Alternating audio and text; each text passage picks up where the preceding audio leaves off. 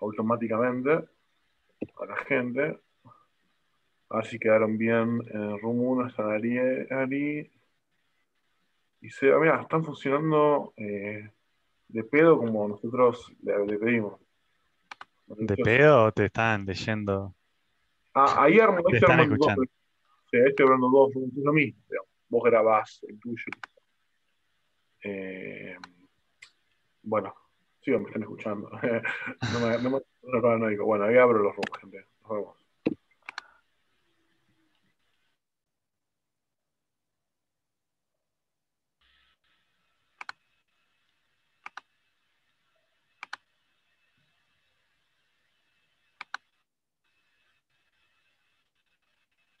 Buenas. Ari, ¿estás grabando vos? Sí, sí, yo estoy grabando. Hola, Ok, ok. Bueno, estoy acá, cualquier cosa en el chat. dale.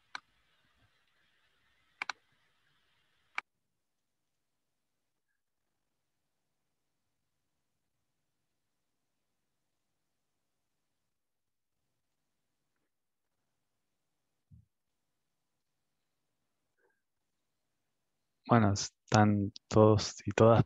Empezamos. Ahí. Ok, buenas. Arranco entonces. En el notebook de hoy, bueno, lo que vamos a ver es un clasificador lineal, en particular un clasificador lineal multiclase, donde por multiclase nos referimos a que tenemos un montón de clases justamente para clasificar y no solo llueve o no llueve.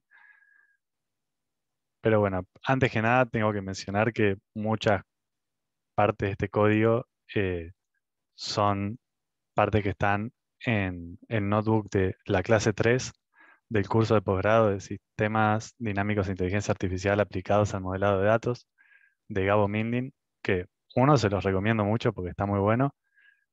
Dos, si quieren pueden ir a la página de la materia, se dictó el segundo cuatrimestre del 2020 y tienen un montón de información de inteligencia artificial y bueno, en particular redes neuronales.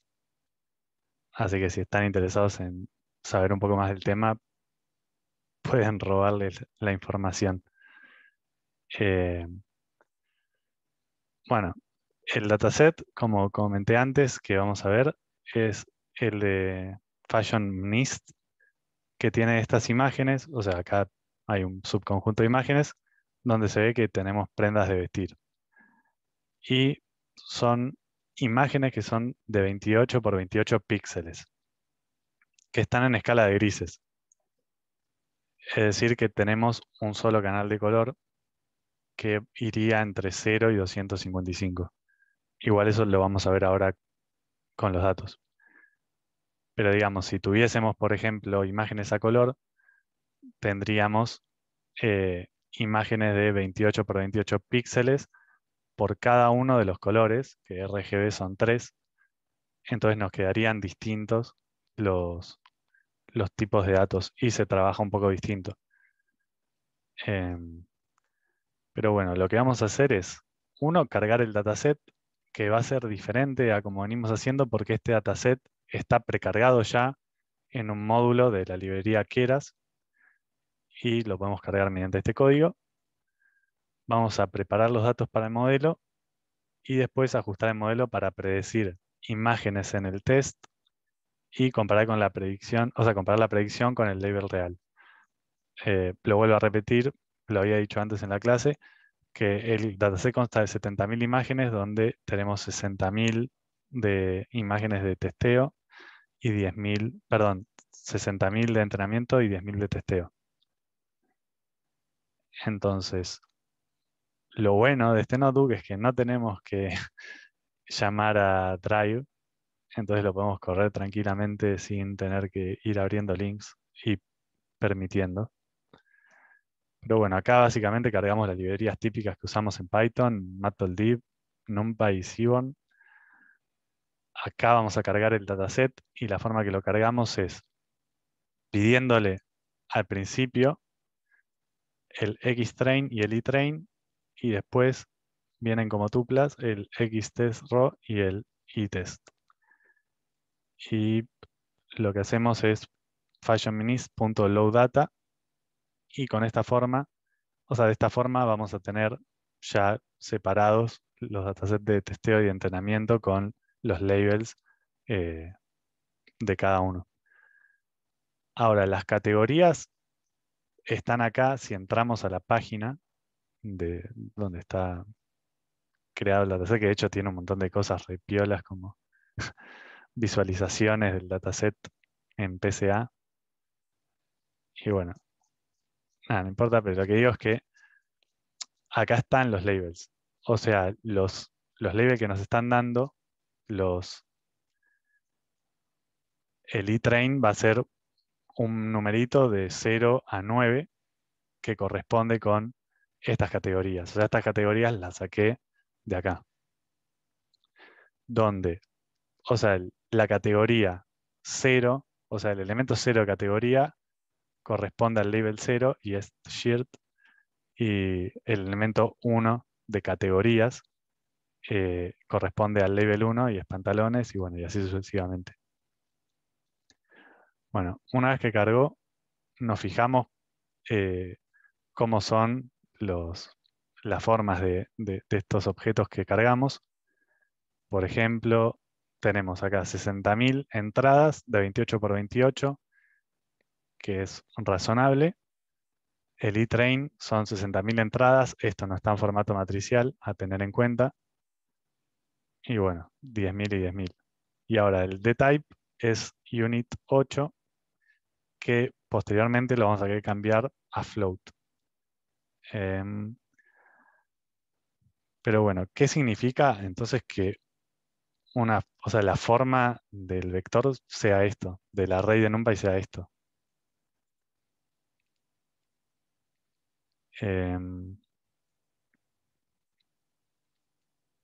Alguien, bueno, supongo que ya todos lo saben. Pero, o sea, básicamente lo que estamos haciendo acá es pensar que nuestro objeto, por ejemplo, si esto es A, lo podemos pensar, esto lo digo por si hay alguien que realmente no lo sabe, o, o bueno, no le jode, o quiere repasarlo, pero si todos, como dicen, no, ya entendemos todo perfecto, paso rápido. Sí, exacto, o sea, son 60.000 imágenes, o sea, 60.000 entradas de 28 por 28. Pero, o sea, lo que quiero hacer hincapié es cómo acceder a estos datos. Por ejemplo, si esto es A y accedes en 3 dimensiones. Sí. Bueno, sí, perfecto. Lo puedo pasar rápido entonces. Pero, o sea, básicamente llamando o sea, al objeto A, si al principio le pones entre corchetes un número, estás accediendo, por ejemplo, el 0, accedes al primer elemento de estos 60.000 elementos. Si después volvés a poner corchetes y un 0, estás accediendo al primer elemento de estos 28 elementos que están en el primer elemento de estos 60.000 elementos.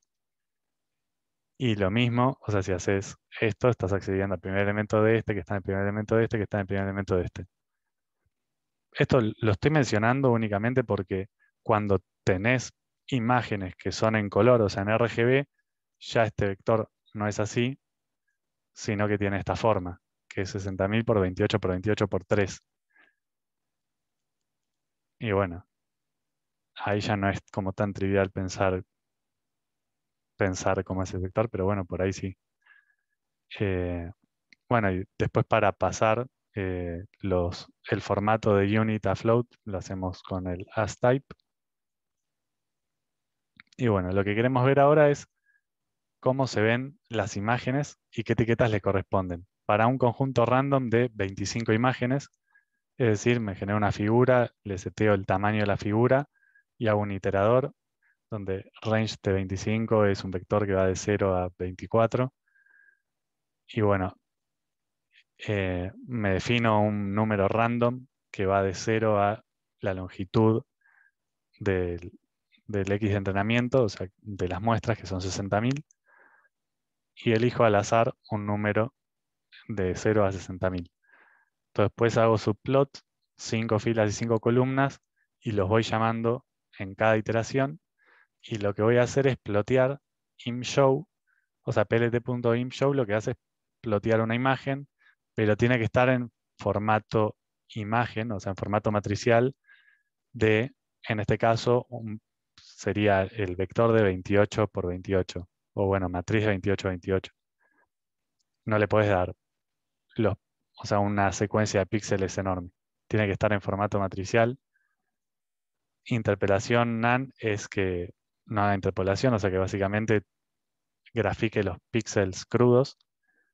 Y CMAP Gray es porque la escala de colores es gris y si no va a graficarlo con colores que se refieran a la intensidad del píxel, que no nos interesa en este momento. Bueno, además agrego el título, que como dije, o sea, en los labels de entrenamiento, que corresponden a los labels de los datos de entrenamiento, la instancia J de esta etiqueta me da un label que va de 0 a 9 y ese label es el que le estoy pasando a categorías para que me imprima la categoría. Y bueno, acá tenemos 25 imágenes al azar. Vamos acá un vestido, una bolsa, zapatilla, pantalones, etcétera. Si lo corremos de vuelta nos plotea 25 distintas. Bueno, pero o sea, lo importante que se lleven también de acá es cómo plotear las imágenes y cuál es la forma de este X-Train Raw.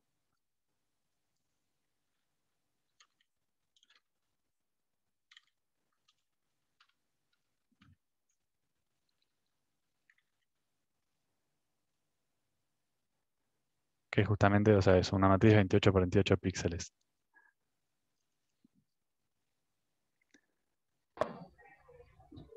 Ariel, ahí Sí. no sé si Gustavo, te preguntaba Gustavo que no entendía lo de la interpolación. Ah, perdón, no estaba atento al chat. Perdón, justo te iba a contestar. O sea, la interpolación, vos sabés, Seba. Sí, más o menos, pero básicamente el método ImShow lo que hace es graficar la matriz. Entonces la matriz tiene información en cada punto qué color tiene, o sea, por ejemplo, qué grado de gris tiene. Poner una interpolación, me imagino que lo que va a hacer es que entre píxel y píxel sea una transición suave, ¿no? O sea, como que cada Claro, cuadradito tiene un color bien definido. Si le ponen none es simplemente ese color, pero si le ponen una interpolación diferente es como que interpola entre esos dos valores y hacen que la imagen que aparezca ahí sea un poco más suave. suave. O sea, es solamente un argumento de efectos de la visualización. No se me ocurre ahora qué parámetros puedes ponerlo. Por interpolation nearest de cercano, creo que te lo debe cambiar un cachito. Eso creo que es para si alguien quiere plotearlo más grande de lo que es la imagen. Pues si lo querés plotear el tamaño de la imagen normal, no importa, ¿no? Porque pone el color que va en cada uno. El tema es si tiene que llenar píxeles en el medio. Ok, buena acotación.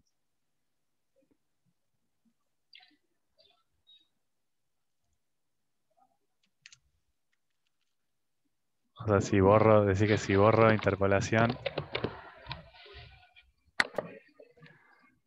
Sí, ves como está medio difuminado. Porque ya no se ve bien. O sea, entre los píxeles no se nota tanto la diferencia.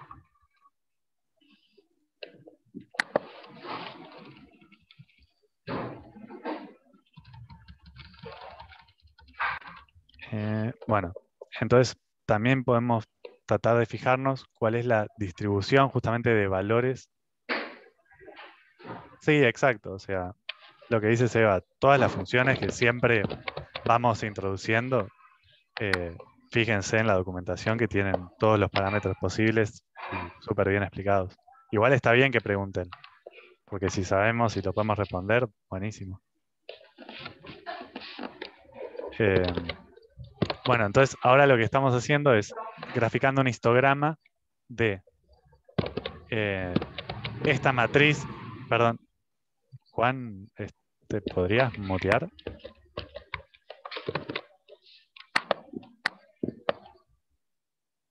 Bueno, perdón, te muteé.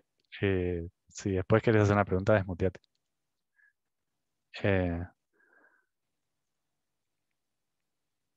Bueno, perdón. Lo que estamos haciendo acá es graficando el histograma de los valores que puede tomar, o sea, cada píxel de la matriz, y para eso lo estamos reshapeando, o sea, la matriz a una única dimensión, o sea, un vector, donde si antes tenía 28 por 28 píxeles, voy a tener un vector unidimensional de 28 por 28, que es 784. Y lo que hacemos acá entonces es ver que hay alrededor de 400 píxeles que tienen un valor cercano a 0, o sea que están apagados, negros. Aproximadamente la mitad de estos 400, o sea, perdón, aproximadamente 200 tienen un valor más cercano a 255 o 250, que sería que está completamente encendido, entre comillas, entonces un color más blanco. Y bueno, así podemos ver qué valores tiene y ver que efectivamente acá si nos fijamos cuál es el mínimo valor del X de entrenamiento y el máximo, podemos ver que los valores de los píxeles van entre 0 y 255. Y esto nos va a servir para poder rescalearlos y que queden entre 0 y 1. Que, como siempre, para entrenar los modelos siempre es preferible que los datos estén escaleados. Entonces, lo primero que vamos a hacer es, como este vector, o bueno, este array, tiene dimensión 60.000 y 28 por 28, lo que queremos hacer es, al modelo le tenemos que pasar una matriz, así que va a tener la forma de 60.000, o sea, la cantidad de samples o entradas, las dejo intactas, pero lo que hace este -1 es decir, bueno, todas las demás dimensiones que tenías, agrupámelas en esta que está acá, que en este caso serían como las columnas. Así que voy a tener entonces 784 elementos. Con eso me reshapeo, o sea, los datos de entrenamiento y de testeo, me fabrico los nuevos reshapeados, los transformo a float y acá los divido por el máximo para rescalearlos. Y bueno, vemos que efectivamente la matriz de entrenamiento quedó como una matriz de 60.000 por 784 y la de testeo de 10.000 por 784. Entonces vemos qué variables puede tomar, perdón, qué valores puede tomar la variable i. Y acá vemos que bueno, los valores que toma es de 0 a 9, como ya habíamos visto, pero esto no lo sabíamos a priori. En realidad sí, si lees la documentación del dataset, pero bueno, o sea, es algo que deberíamos hacer siempre, que es fijarnos cuántas instancias de cada una de las clases tenés. Y en este caso se ve que las clases están balanceadas. Para todas las clases tenemos la misma cantidad de muestras. Lo mismo en el de testeo. Y ahora en este paso lo que hacemos es, tenemos etiquetas que van de 0 a 9, pero estos son datos categóricos. O sea, es una categoría, es decir, no sé, pantalón, zapatilla, no tienen por qué tener un orden de importancia. Y esto habíamos visto ya que trabajábamos con los one-hot encoding, que lo que hacemos es transformar este vector de ceros y 9, o sea, de números de 0 a 9, en una matriz donde ahora cada columna representa una de las clases y los valores que toma son 0 y 1, si pertenece o no a la clase. Eso se hacía importando la instancia one-hot encoder de scikit-learn. Scikit-learn primero la inicializamos con sparse igual false. Perdón, no estoy viendo chat hace mucho. No sé si hubo preguntas. No, tranqui, yo te aviso. No Okay. no hubo preguntas. Bueno, sparse false, no sé si todos saben lo que es una matriz esparsa y densa, pero básicamente cuando tenés muchos datos, muchos datos, y generalmente los datos son así, o sea, son categóricos, por ejemplo, o sea, tenés un montón de ceros y un solo uno en alguna fila o en alguna columna, generalmente para guardar espacio, digamos, en la computadora, se trabaja con algo que se llama matrices esparsas, que es un formato de matriz particular que lo que hace es solo guardarte los datos que son distintos de 0, porque la mayor cantidad de datos es 0, entonces solo te guarda los datos que son distintos de 0 con el índice de fila y columna. Después hay métodos para transformar matrices esparsas a densas, que densas es el formato usual que estamos acostumbrados, o al contrario, pasar de una densa a una esparsa. Pero bueno, acá lo que decidimos es que queremos el formato denso. Reshapeamos los labels de entrenamiento y después de testeo. ¿Por qué? Porque todas estas, o sea, estos métodos de scikit-learn pedían matrices, entonces los reshapeamos como veníamos haciendo. Y bueno, nos fijamos en las categorías. Ahí nos fijamos lo que tiene. Y la matriz de, bueno, de eTrain, que es esta nueva variable, para no sobreescribir la otra, es efectivamente una matriz que tiene 10 elementos, tiene todos ceros, salvo un 1 en la categoría, o sea, esto está diciendo que esta categoría es la del último elemento, que es el 9, que bueno, si nos fijamos en el diccionario de categorías, nos dice cuál es. Ahora bien, esta es la parte que digo que no se tienen que ilusionar con redes neuronales. Bueno, en realidad sí, ilusionense y fíjense en bibliografía, en otros cursos, en libros, en lo que sea, porque está buenísimo. Pero lo que vamos a hacer ahora es una red neuronal la más simple posible, que es tener una sola capa. Ahora igual voy a explicar bien lo que son las capas. Entonces que básicamente no es súper compleja y se puede hacer con los clasificadores lineales que vimos en la clase, pero bueno, yo no pude hacerlo con scikit-learn. En particular, antes estaba usando otro dataset que tenía imágenes a color y tenía muchos más features y no sé, bueno, no logré, digamos, hacer que corran las cosas que veníamos viendo en scikit-learn, así que opté por hacerlo con Keras, que bueno, utiliza redes neuronales, pero bueno, la que nos vamos a construir nosotros no es muy compleja. Entonces, lo que vamos a hacer, perdón, acá repaso lo que era el perceptrón, que similaba la neurona, y básicamente una red neuronal entonces es una suma de perceptrones. O sea, tener muchos perceptrones donde cada perceptrón lo que te dice es vos le das tu entrada, tus inputs, y después de que pase por toda la maquinaria te va a decir si pertenece o no a determinada clase, a los pantalones, por ejemplo. Este es el perceptrón de pantalones. Le pasas tus píxeles, o sea, tu foto, y después de que pase por todo acá te dice no es pantalón o sí es pantalón. Si haces un perceptrón para cada clase, vas a tener 10 perceptrones porque teníamos 10 categorías, donde cada uno tiene que ver con una categoría distinta. Y eso es lo que vemos acá.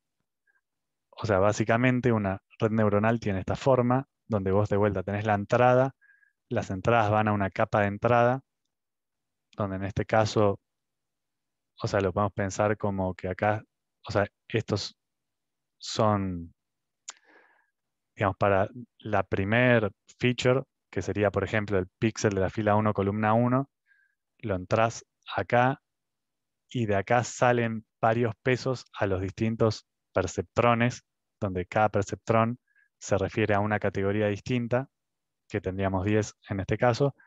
Y bueno, esta flechita que va acá indica que esta feature, o sea, el píxel de la fila 1, columna 1, tiene determinado peso en este perceptrón, que sería este peso, el W1, de que habíamos dicho que eran los pantalones.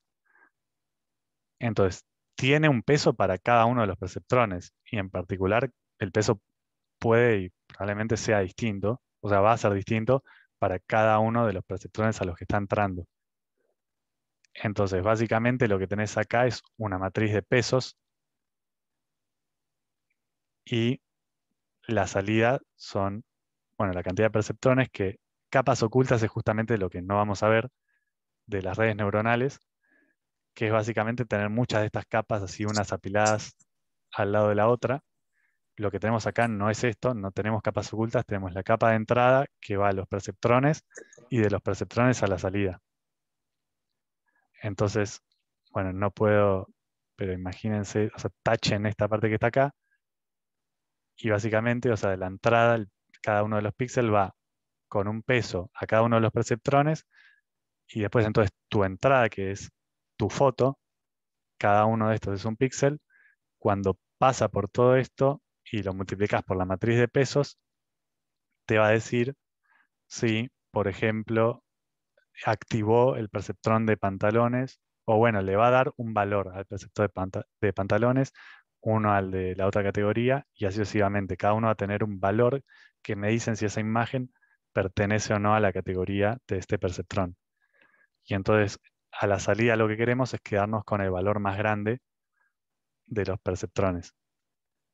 Y con el valor más grande le asignamos entonces, si este era pantalones el 1, decimos, bueno, entonces la entrada esta que le mandamos era pantalones.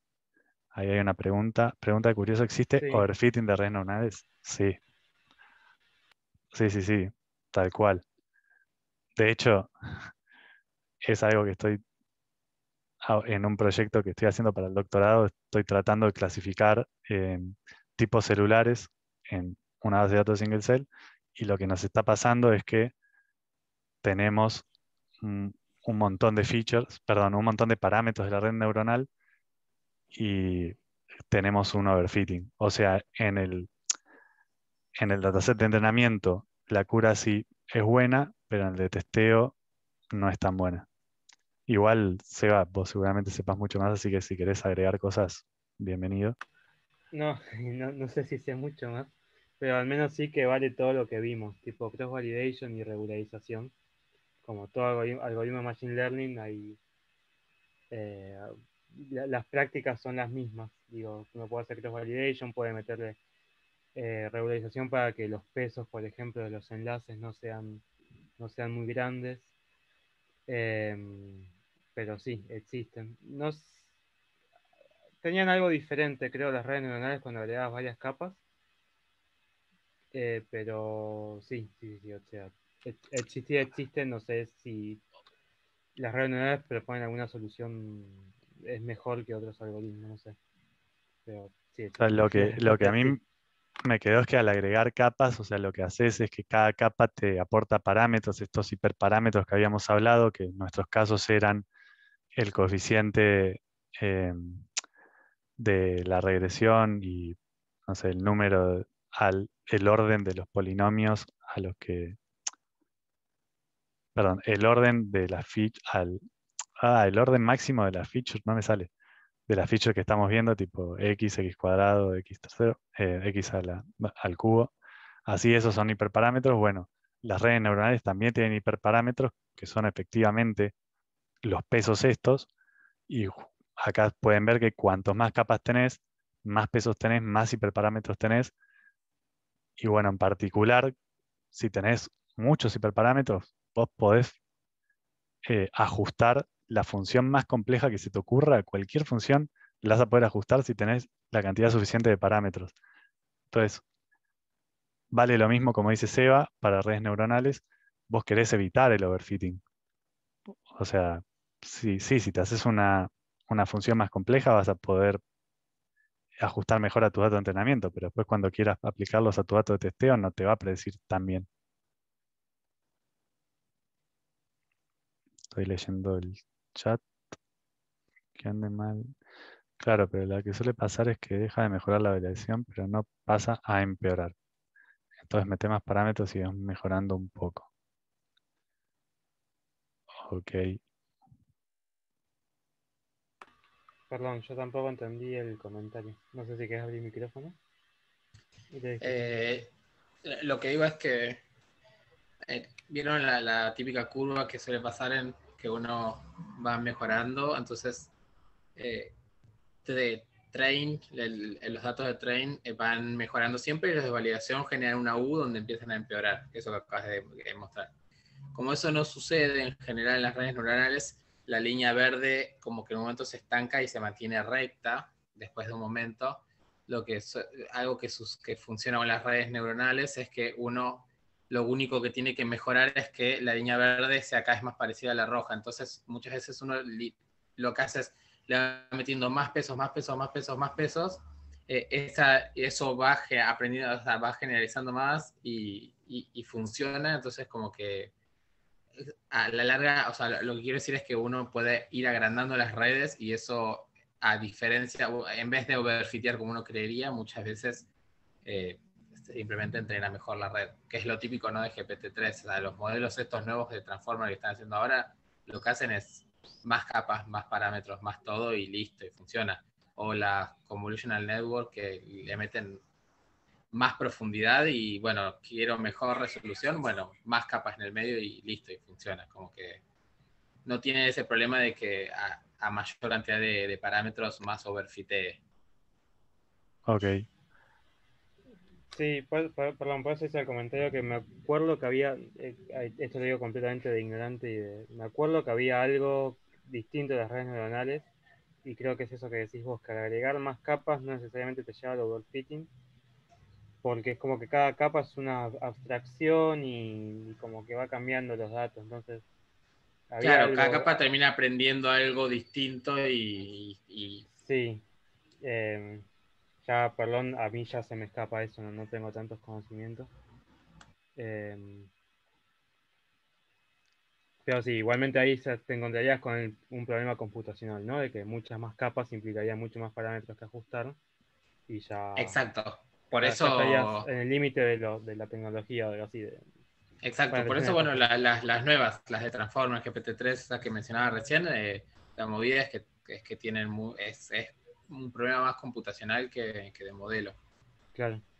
Ok, está Ah, bueno saber. buenísimo, gracias. Ok, pero ahora no vamos a ver redes ni autoencoders ni redes combinacionales. Vamos a ver la red neuronal más simple de todas, que, bueno, es la que había comentado anteriormente. Y el procedimiento, digamos, para trabajar con Keras es igual que con Scikit-learn. O sea, primero definís el objeto, o sea, el modelo. Lo que cambia acá es que le vas agregando acá las capas, esta que estoy diciendo, la capa de entrada, las hidden layers y etcétera, pero que en este caso va a ser una sola.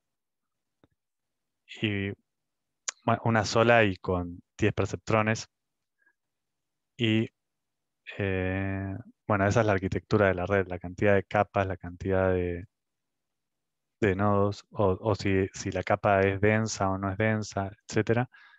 Pero bueno, también en la instancia esta que creamos, podemos definir el tipo de activación del perceptrón, por ejemplo, lineal, logística, etcétera, el valor de la regularización que vamos a utilizar, si es lazo, reach u otro, y más cosas.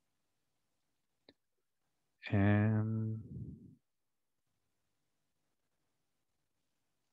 todo esto ya lo dijimos.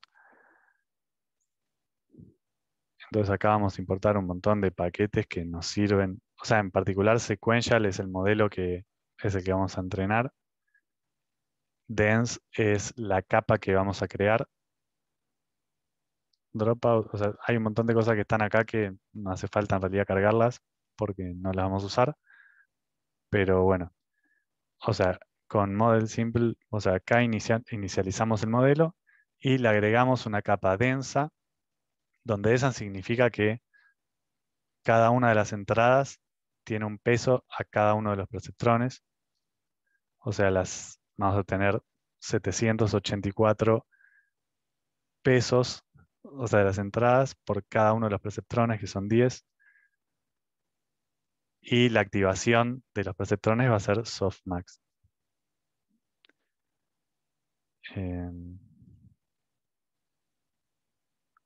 Así nos creamos el modelo, digamos, y la arquitectura de la red. Ahora lo que vamos a hacer es definir cuál es la función de costo, que es la que querés minimizar, y las métricas que se van a usar para monitorear este proceso. Que bueno, todo esto, bueno, en realidad sí importa.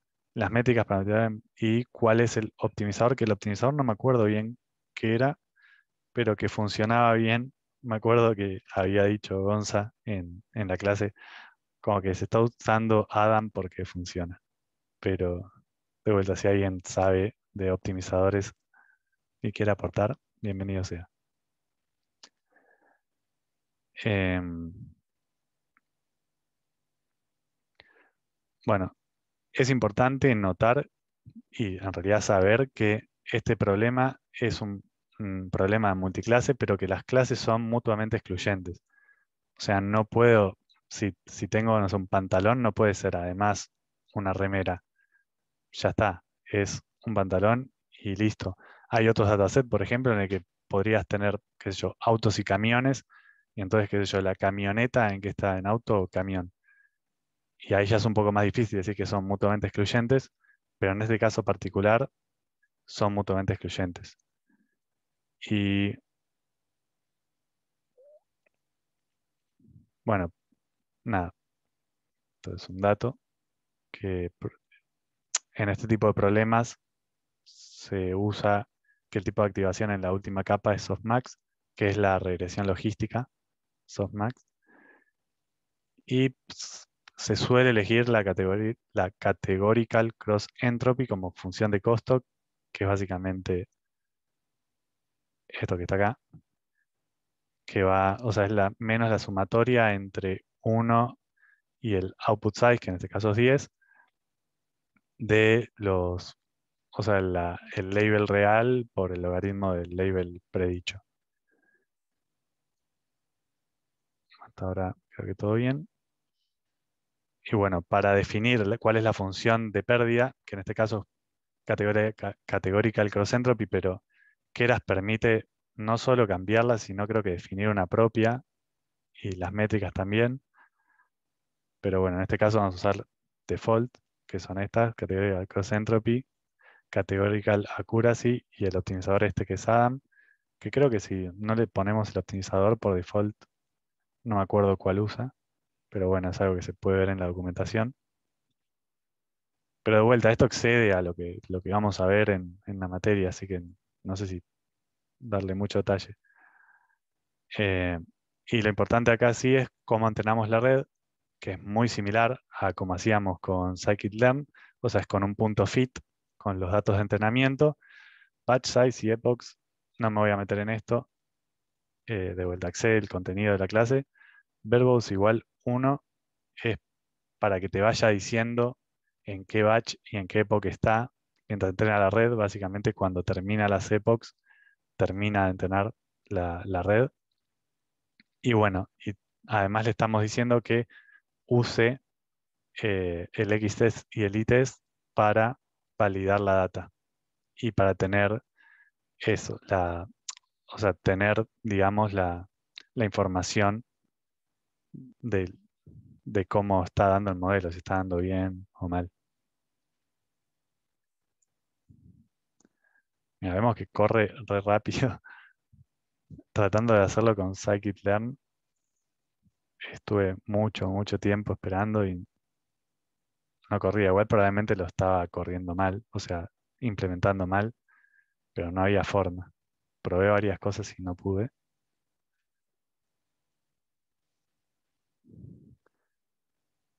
Y bueno, ahora una vez que terminó, el modelo ya está entrenado y lo que vemos es la forma que tiene la salida del modelo, donde la salida es, como hacíamos antes, con el punto predict. Acá nos estamos fijando, o sea, para la primera imagen del set de testeo, cuál es la salida. Y ojo, que en realidad es un poco distinto al punto predict, porque el punto predict antes nos decía directamente el número y para ver la probabilidad teníamos que decir predict-proba. Acá no, acá el predict es como el predict-proba. O sea, lo que nos da es esto, es un vector de 10 elementos donde cada uno de los elementos es la probabilidad de pertenecer a la clase correspondiente a este elemento. Entonces lo que hacemos es quedarnos con la probabilidad máxima. Entonces la etiqueta predicha es, nos fijamos en este vector de salidas, este 0 es para sacarle uno de los corchetes, y nos fijamos en el argumento máximo, que no sé, por ejemplo, no me voy a poner a verlo ahora, pero ponerle que este es el segundo elemento, entonces esto nos va a decir que la salida, o sea, salida.argmax está en el segundo elemento.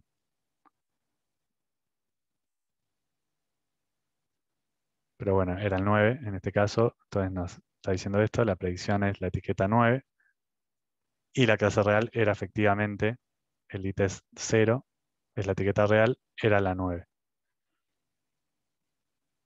Entonces, una cosa que vamos a hacer es calcular la precisión sobre todo el set de entrenamiento, como veníamos haciendo, y que dijimos que no íbamos a hacer, pero lo vamos a hacer una última vez, porque son clases balanceadas. En el dataset de entrenamiento, bueno, y todo el set de testeo. Y hacemos de vuelta el predict de todo el dataset de entrenamiento y de testeo. Y acá es básicamente lo mismo, pero le estamos pidiendo el argumento máximo sobre las columnas. Y bueno, el iTrain. Esto no sé si se entiende bien, pero es, o sea, esto que termina dando el iTrain. Acuérdense que el iTrain predict ahora va a ser, tiene esta forma, tiene 60.000 entradas, que son las predicciones para los 60.000 datos de entrenamiento, y 10 columnas. Entonces lo que yo quiero es en esas 10 columnas quedarme con el valor máximo. Entonces por eso el axis igual 1 y el punto argmax. Y bueno, vemos que la precisión en el set de entrenamiento es de 86% y en el de testeo 84%. Son grandes y son parecidas. En principio no tenemos por qué pensar que tenemos overfitting o underfitting. Parecería que está dando bien el modelo. Entonces ahora podemos ver, por ejemplo, cómo es la matriz de confusión. Esta es la misma que antes, la confusion matrix, pero ahora la estamos viendo para un clasificador multiclase. Así que ahora vamos a tener para cada una de las columnas de esta matriz una clase y cada fila también una clase. Entonces, esto nos dice que hay 15 etiquetas de la clase 0, 1, 2, o sea, de la clase 2, hay 15 etiquetas que el modelo las predijo como que estaban en la clase 0. Y así para todas las demás. Se ve que claramente la identidad es, o sea, los valores que están en la identidad son los más grandes, o sea, predice bastante bien, pero podemos ver que hay algunas clases que le cuesta más que otras. Y bueno, por último, lo que queremos hacer es ver qué está mirando esta red. Es decir, vamos a ver un segundo de vuelta del perceptrón. Nosotros estamos diciendo acá, este era el perceptrón para los pantalones. Y acá estamos diciendo que le estamos dando como entrada una foto. Ahora, esa foto no está dada como una matriz, sino como, bueno, los píxeles. Entonces, cada uno de estos X es un píxel de esa foto que tiene cada uno un peso. Y la sumatoria del píxel por el peso es lo que le estás dando a la función de activación, para que te diga si es o no pantalón, o bueno, cuál es la probabilidad de que sea pantalón. Entonces, básicamente lo que queremos ver es cuáles son los píxeles que más afectan a la elección de pantalón. O sea, básicamente queremos recuperar esta matriz de Ws.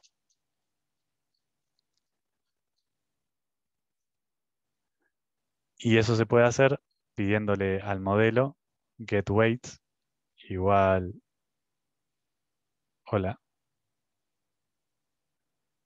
Sí, Sí, va bien. no, perdón. Que de repente dejé de escuchar ruido y no vi que estaba grabando, pero ahí me fijé que estaba grabando. Perdón, No. pensé que se había colgado. Bueno, si le pido los pesos al modelo, de vuelta, este 0 es para acceder a los pesos, porque tiene más cosas, pero bueno, en el primer elemento está la matriz de pesos. Entonces lo llamo así, y bueno, me fijo la forma que tiene, y efectivamente tiene, o sea, 784 pesos para cada una de los 10 perceptrones. Entonces, cada una de las 10 neuronas o perceptrones una por cada clase tiene 784 pesos.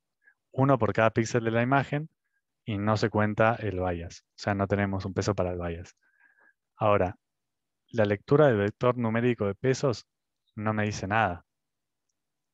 O sea, la matriz así no me dice nada. Pero lo que podemos hacer es llevar esta matriz a la forma de, que tienen las imágenes y ver cómo sería una imagen que típicamente nos dice que es pantalón o nos dice que es calzado, nos dice que es lo que sea.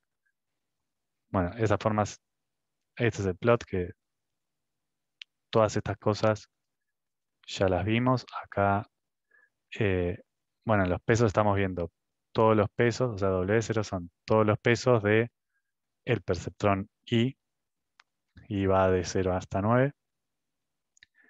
Me fijo la categoría, lo reshapeo justamente porque no quiero tener una tira, sino quiero tener la matriz 28 por 28.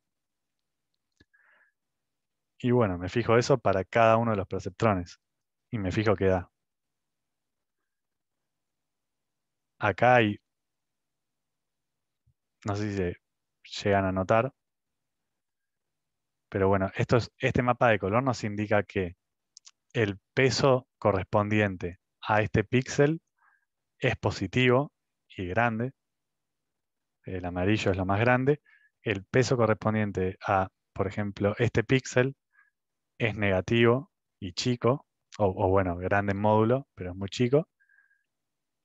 Y bueno, nos está dando justamente el valor de los pesos, que si lo vemos de esta forma, podemos llegar a notar que, por ejemplo, esta matriz de pesos ahora vista en forma de imagen, tiene un poco de forma de pantalón, al menos reconoce que un pantalón tiene que tener una división entre las piernas, que generalmente acá no tenés nada en la imagen. Después que yo, hay otro, no sé, la bolsa es un rectángulo básicamente. Acá puede tener, no sé, un cierre. Esto tiene un poquito de forma de bota. Pero bueno, o sea, es una forma visual de ver qué nos dicen los pesos estos que estamos calculando y optimizando, en particular para esto que son imágenes. Y bueno, como ejercicios optativos, es que al modelo, o sea, cuando se define la capa, además le podés decir que lo haga con una regularización, por ejemplo, de lazo, y con parámetro, o sea, coeficiente de lazo de 0.0005, y eso se hace de esta forma. Entonces prueben agregando algún regularizador, o este lazo u otro, fíjense en la documentación cuáles hay. Pero de vuelta, es una red neuronal simple. Entonces, si ustedes agregan eso que está copiado ahí, lo pegan acá, van a agregarle otra capa a esta, y ya no va a ser una red neuronal simple, ya van a empezar a tener hidden layers, y ya los pesos no va a ser tan trivial ver cuál es la contribución de cada píxel a los pesos, perdón, de cada peso a los píxeles de la imagen. Así que borren este y agreguen eso que estaba ahí abajo con las modificaciones que quieran. Pero es básicamente eso, o sea, fíjense para distintos parámetros de regularización, de lo que sea, vayan variando los parámetros si quieren, obvio. Y fíjense, por ejemplo, cómo cambia la precisión, cómo cambia los,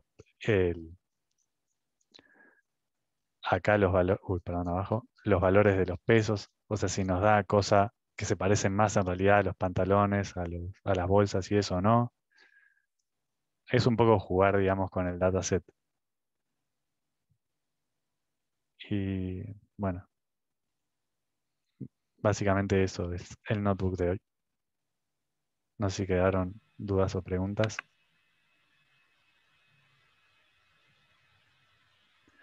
Me confunde un poco la diferencia entre un discriminador lineal como el comienzo de la clase respecto a una red neuronal. Bueno, es que Claro, perdón, la cosa es, todo, ¿Todos ven cuál fue el modelo que ajustó? Más o menos. Ahora respondemos, con Seba responde a Gustavo y después respondemos a Loren. Sí, perdón, si todos, si ven cuál fue el modelo que se ajustó recién. Si lo ven, más allá de, o sea, qué representa la red, cómo conecta los features. Primero, cuáles son los features, cómo la red eh, conecta los features, dónde están los coeficientes del modelo.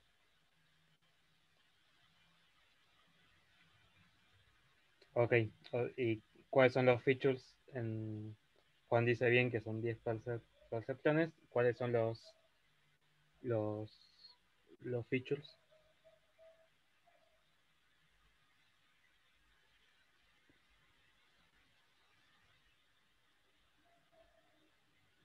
Bueno, ok, bien. O Claro, sea, lo que tiene ahora es cada imagen es un conjunto de 700 y pico de features. No es como si fuesen así como teníamos la cosa de lluvia, de rocío, todas esas columnas. Cada imagen tiene 700 y pico de columnas, donde cada columna tiene tiene un numerito que es un número entre 0 y 255 en principio. Y lo que hacen es a cada uno de esos números, dar una imagen, a cada uno de esos números los multiplican por un dado peso, que son los coeficientes del modelo, y esos pesos multiplicados por los píxeles, a eso le aplican la función logística. Y eso lo que les da es la probabilidad de que sea de una dada clase. ¿No? Y lo que hacían, como eso está todo condensado en esos 10 perceptrones, que lo que les dice al final es, pueden elegir o pueden ver cuál es la clase más probable. O sea, dónde se maximiza esa... en cuál de los 10 perceptrones es máxima la probabilidad de que sea de esa clase. En la parte lineal está para cada imagen, por ejemplo, ahí tenés una función discriminante.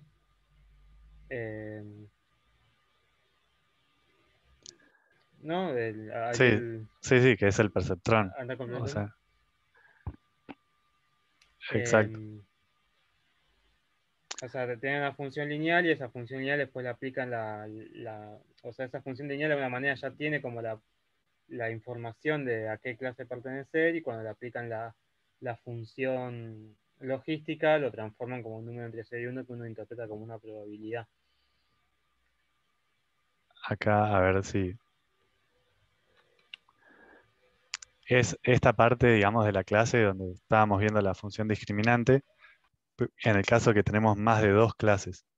O sea, K mayor igual a 2, en particular, en este ejemplo teníamos K igual a 10. O sea, teníamos 10 clases y lo que estábamos haciendo era resolver, o sea, encontrar los Ws de estos,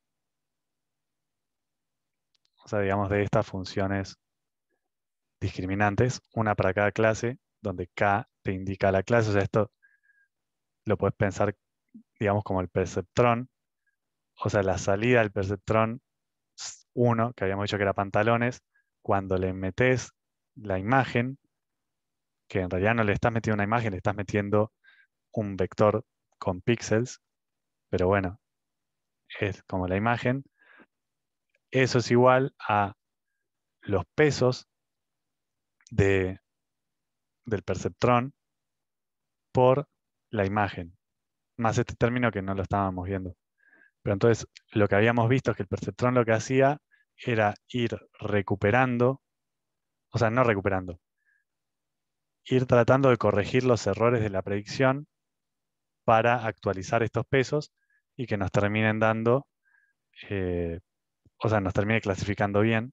Y bueno, después cuando terminas el proceso de entrenamiento, digamos, ya tenés todos los pesos, vos lo que le estábamos pidiendo era, bueno, tratar de inferir cómo son los pesos, o sea, cuáles son los pesos que más probabilidad te dan que sea pantalón, básicamente. O sea, en cada píxel, cuánto peso le tenés que meter para que lo más probable es que te devuelva un pantalón. No sé si fue más claro o fue peor.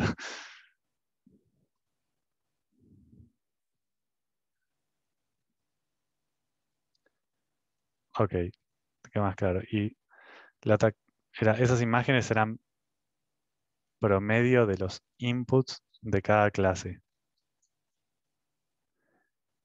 Eh,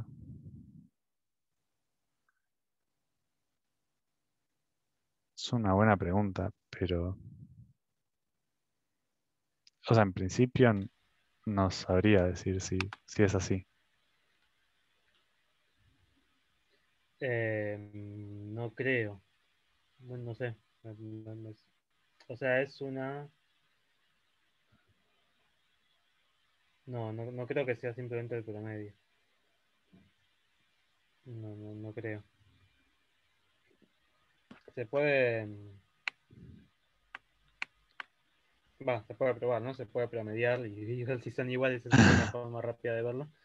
Pero no creo que sea simplemente el promedio. Pero igual, o sea, no entiendo.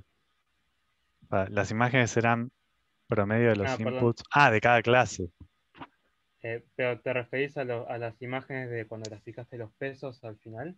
Claro, yo No, entiendo que lo que dice es que, claro, que esa imagen sí es el promedio de los píxeles de la clase pantalones, ponele.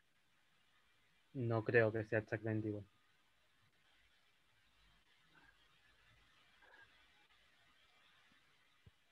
Y en Sí. principio no, porque, bueno, se puede ser, pero la imagen iba entre 1 y -1. Claro, Te pero lo rescaleamos igual.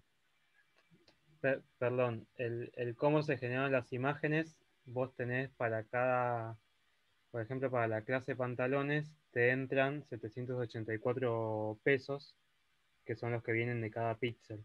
Entonces esos 784 pesos puedes transformarlo en la matriz de 28 por 28, análogo a las imágenes de entrada, y eso es lo que estaba graficando abajo de todo. O sea, estás mostrando la cantidad de pesos que tenés por cada clase es igual a la cantidad de píxeles que vos tenías para cada imagen. Entonces lo que está claro, o sea, 780. No son lo mismo para cada clase, entonces para cada clase te armás una de esas imágenes.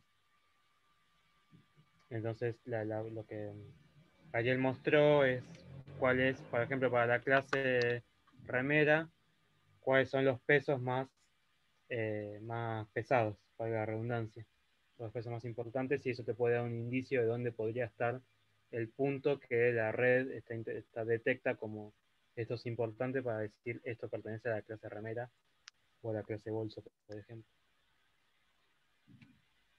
Claro, o sea, es como que básicamente lo que se puede, digamos, entender de esta imagen es que si vos querés que el algoritmo, o sea, que una imagen, digamos, sea pantalón, entonces eh, no deberías tener acá valores de píxeles.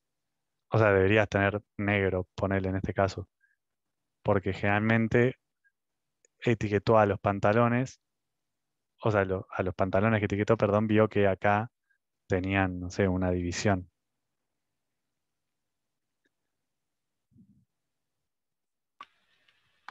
Hasta podría ser divertido que si uno quiere que el algoritmo detecte pantalón, saben que tienen que poner una imagen que, no sé, que los píxeles de abajo estén vacíos o algo así.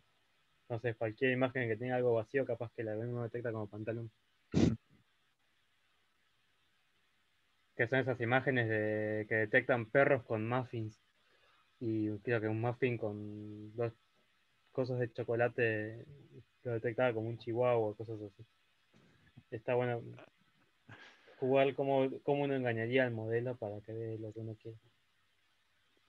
Ahí Loren dice que no sé por qué pensé que la red tenía un output tamaño cantidad de clases. Es que en realidad, sí, o sea, lo que vos predecís, tu output es un vector con 10 elementos. Estos que estoy diciendo acá que están, el predict, cuando lo predecís, la salida del modelo te da eso, un vector con 10 elementos donde cada uno de los elementos es la probabilidad. Esta es la probabilidad que le dio a la imagen cuando la pasaste por el perceptrón 0. Esta es la probabilidad, o sea, después de aplicarle, meter esa imagen en el perceptrón correspondiente a esta categoría, te dio que la probabilidad de pertenecer a esa categoría es esto, re chiquita, 0,0000, y así sucesivamente. Esa es la salida, digamos, de esta red. Después lo que queremos es, bueno, ¿cuál es me quedo con la probabilidad más grande?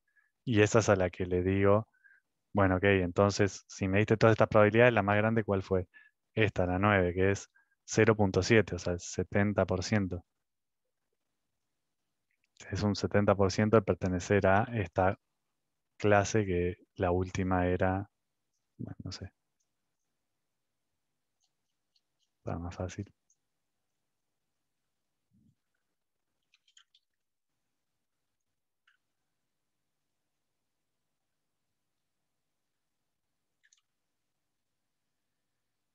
Uncle Boot.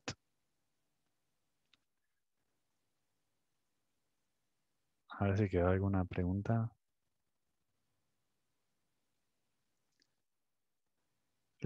Natalia había preguntado, no sé si lo respondieron.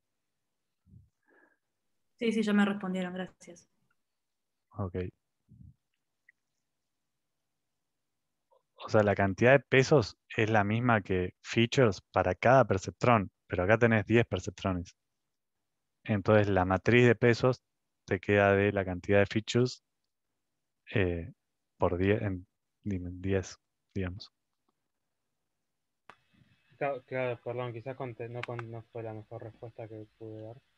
Sí, es cierto. O sea, para cada feature tiene un único peso asociado a una única clase.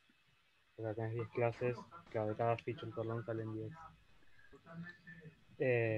A 10 ver si pesos. estoy entendiendo ahí esa parte que creo que es la que me está confundiendo. Ustedes en el input están tomando 10, o sea, el input se multiplica por 10 y cada perceptrón genera su output.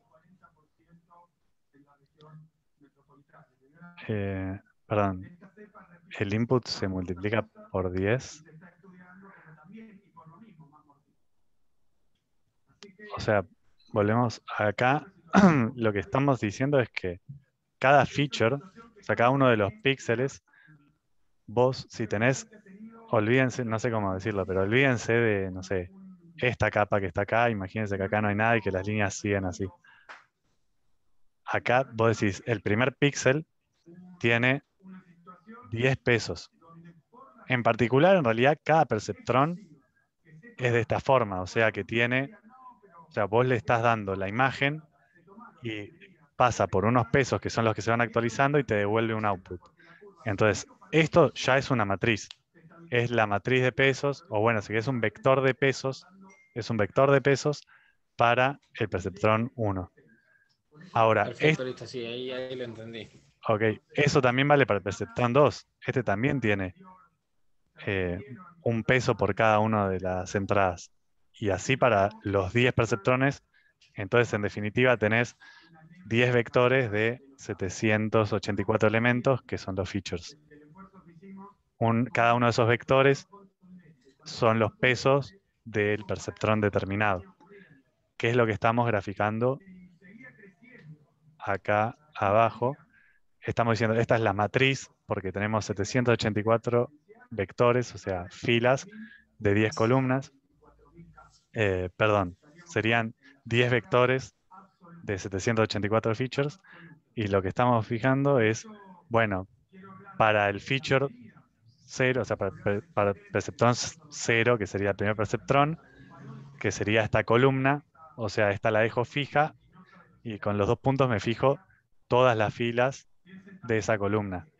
Y ese vector es este vector de features que está acá.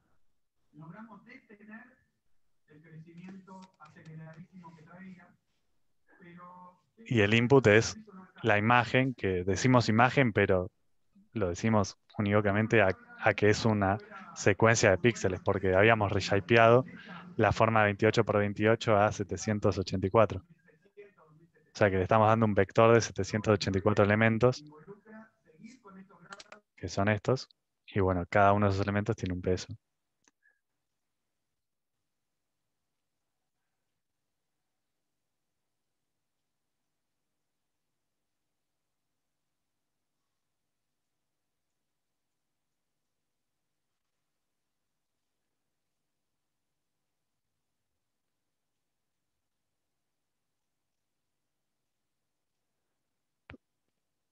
No fue una pregunta tonta para nada. Está buenísimo. Todas las preguntas son bienvenidas. No todas las podemos responder, en particular yo, pero bueno, las que sí se pueden, genial. Yo tengo una pregunta. Sí, Cuando se definen los pesos de una categoría, ¿se tienen en cuenta los píxeles relevantes en esa categoría? ¿O también se tienen en cuenta se comparan con los píxeles de otras categorías? por lo que tengo entendido, cada uno de los perceptrones o sea, lo resolvés independientemente. O sea que o sea, vos lo que te estás fijando al entrenar los pesos de este perceptrón es que este perceptrón identifique bien las imágenes. Si este perceptrón era de pantalones, que todas las imágenes que le pasaste de pantalones, te las devuelva de pantalones. Perfecto. Con eso iba actualizando estos pesos, que eran,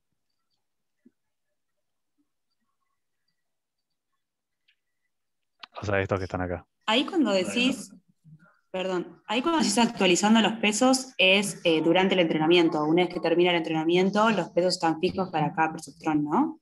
Sí, sí. O sea, Gracias. Muchas gracias, Ariel. no, de nada. Perdón, no se queden con que este es un buen modelo para clasificar imágenes, ¿no? Porque, no, porque en principio están, por ejemplo, cuando uno transforma la matriz en un vector, están rompiendo medio que uno espera que una imagen, un píxel de un color, esté como tenga alrededor píxeles de un color similar, porque la imagen es suave, o sea. Entonces acá cuando lo transforman en un vector, están medio rompiendo como esa correlación entre píxeles adyacentes, y bueno, por eso después se desarrollan otros modelos como son las redes neuronales convolucionales, que es como que se fijan en porciones de las imágenes y tienen en cuenta esa correlación entre píxeles adyacentes. Acá es como que, bueno, estamos rompiendo de medio la imagen y va a funcionar creo que bastante bien para estar haciendo eso, pero no es un buen modelo no es definitivamente el mejor modelo para predecir imágenes. Tal cual. O sea, definitivamente no se tienen que llevar eso de la clase, sino más que nada, tener, no sé si ya habían trabajado con imágenes o no, pero bueno, saber cómo se puede trabajar con imágenes, cómo tratar, bueno, hacer un clasificador lineal, pero claramente se abusa en redes neuronales. Claro. Pero O sea, piensen por ejemplo el final cuando Ariel puso lo de los pantalones, que estaba el hueco, que un pantalón lo detectaba como algo que tenía un hueco abajo, o tenías píxeles, bueno, no sé si, por ejemplo, si detecta que un pantalón es algo que tiene algún hueco abajo o tiene vacío abajo, si le dan una imagen de un pantalón rotado, eso ya rompe todo. O sea, nunca se va a dar cuenta que es un pantalón. Entonces, exacto. hay una posible mejora de un modelo para detectar imágenes, es que, por ejemplo, sea invariante ante rotaciones, ¿no? Como que si uno rota la imagen, uno esperaría que siga diciendo que es pantalón a pesar de la rotación. Entonces ahí ya cuando empiezan a aparecer otras mejoras a este tipo de modelos. Pero bueno, nada, es increíble que de dentro de todo que dé cosas buenas. Eso habla como de la versatilidad de estos tipos de modelos que tienen un montón de parámetros, de pesos.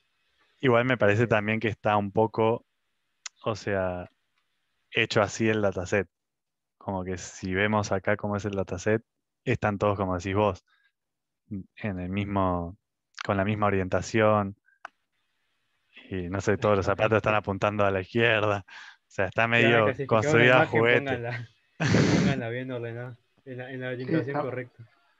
está bueno para aprender, la verdad que está cubierto. Después modelos más complejos se complejizarán, pero para tener la idea está buenísimo. Sí, nos pareció que era interesante ver, cambiar un poco, porque, o sea, justamente Data Science, tenés todo tipo de datos y hasta ahora estábamos viendo todos datos numéricos y nos pareció piola introducir imágenes. Pero bueno, sí, claramente no es el mejor ni dataset ni modelo para predecir, pero se pueden llevar algo interesante o al menos ideas para buscar ahora, qué sé yo, redes neuronales y más cosas.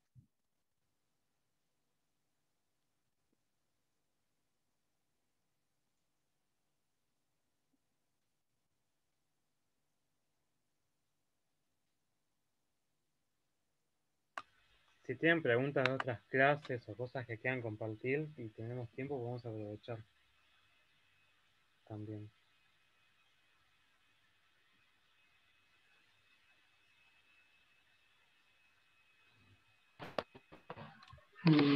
Yo no iba a la consigna del trabajo práctico, porque lo habíamos visto la otra vez. Sí. Voy a revisarles.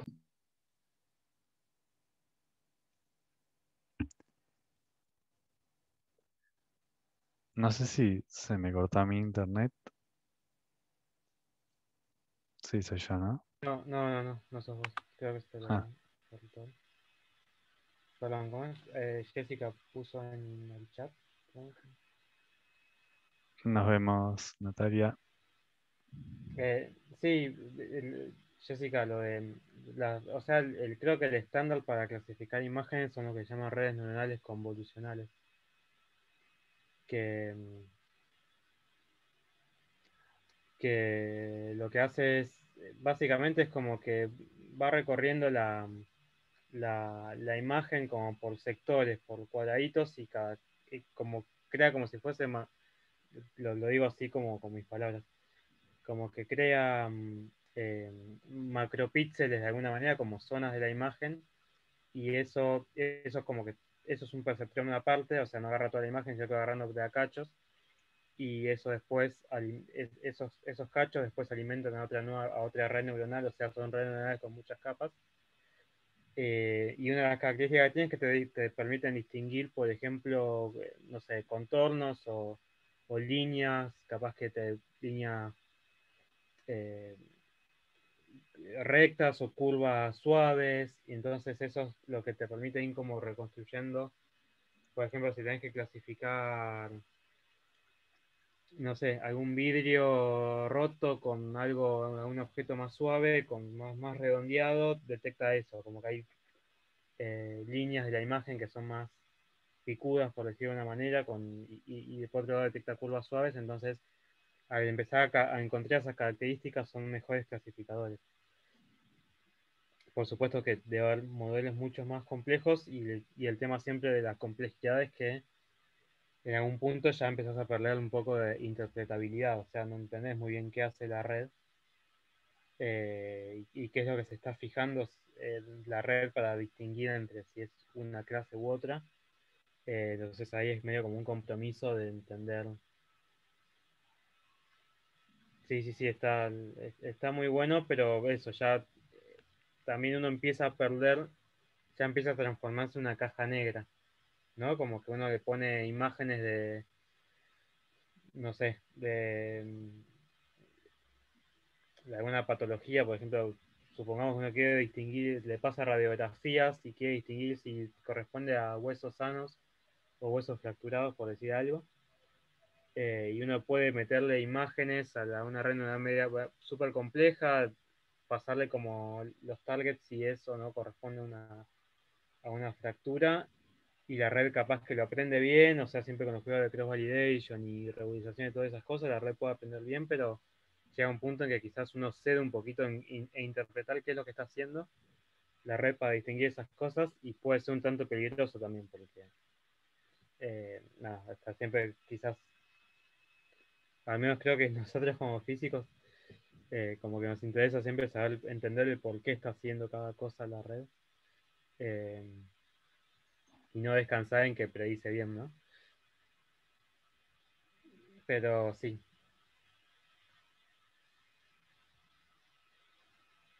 Claro, por ejemplo, creo que el algoritmo eh,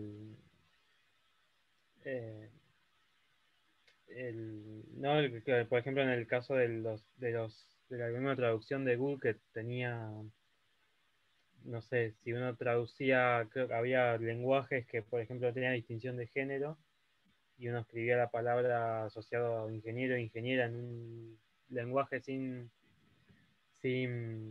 distinción de género, capaz que cuando lo traducía al español lo decía ingeniero, y si uno ponía, no sé, personal doméstico, lo ponía como ama de casa, ¿no? O sea, como que depende de cómo esté entrenado, puede tener esos problemas, ¿no? De sesgo de género.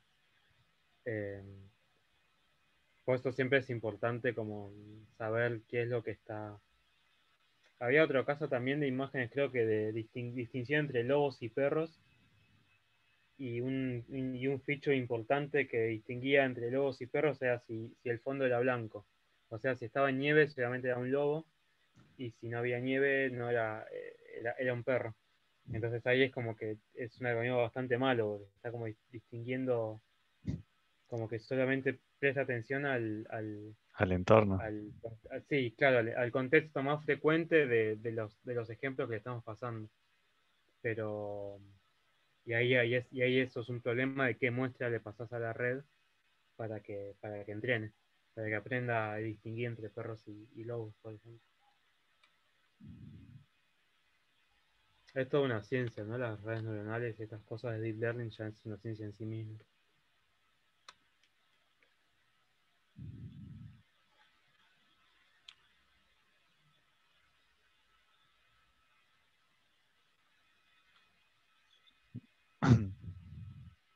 Eh, por la mañana pregunta del TP, cuando intento ajustar los hiperparámetros, la penalización se me da alto. Puede ser, la verdad que no puede ser, es una posibilidad.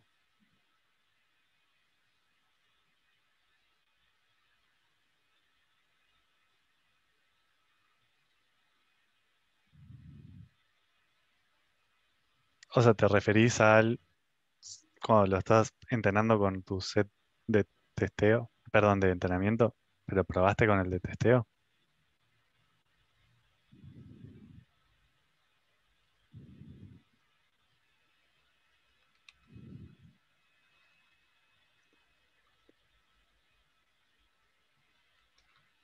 No, no, es que tiene Eh, sentido que esté distinto. sí, pero va a hacer cross validation también, ¿no? Que es es una mejora separada entre entrenamiento y testeo. Para hacer cross validation, no sé si estás haciendo eso. Es lo que te va a permitir elegir mejor entre el parámetro C. Y ojo, perdón, que la C en regresión logística creo que era al revés. Ariel, no sé si te vas a acordar, que si C era muy alto, le estás sacando regularización. Fíjate en la O documentación sea, de vos querés que CQRT. se minimice, ¿no? Uy.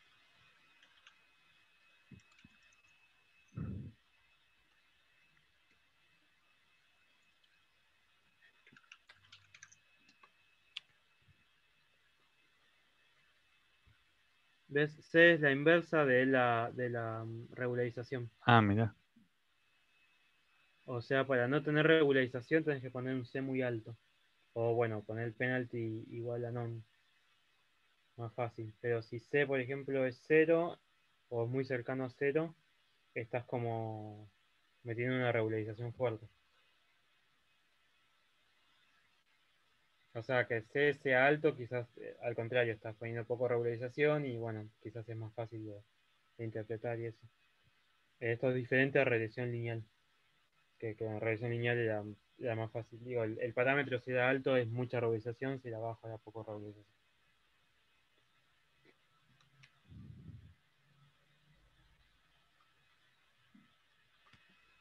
Sí, es raro como está puesto acá. Nosotros también nos confundió cuando lo vimos.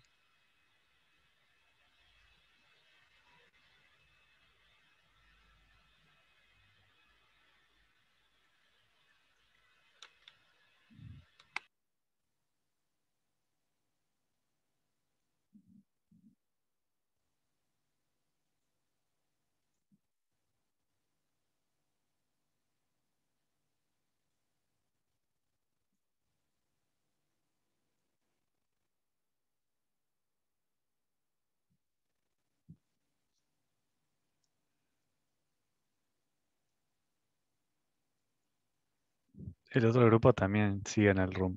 Todavía no volvieron a la sala principal. Sí, pero Enzo creo que se puso a hablar de redes convolucionales. Así que a ver por dónde estará. ¿En qué planeta estará? Entonces vamos a ese room. Por eso lo mencioné para que no se sientan discriminados. Claro. En un grupo se habló de redes convolucionales y acá. Pero no saber para dónde habrá ido. Ah, bueno, pero tienen que haberlo grabado. Claro que no es un... Podemos ir para allá, así que vemos cómo termina. O sea, salvo que tengan alguna pregunta más puntual, como la de recién, o algo, Sí, si si no, quieren. vamos allá.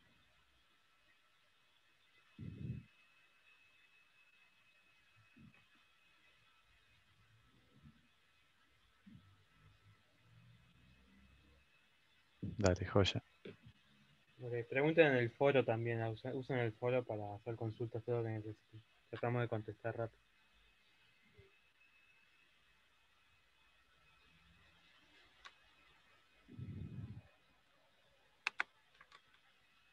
Bueno, yo ya dejo de grabar.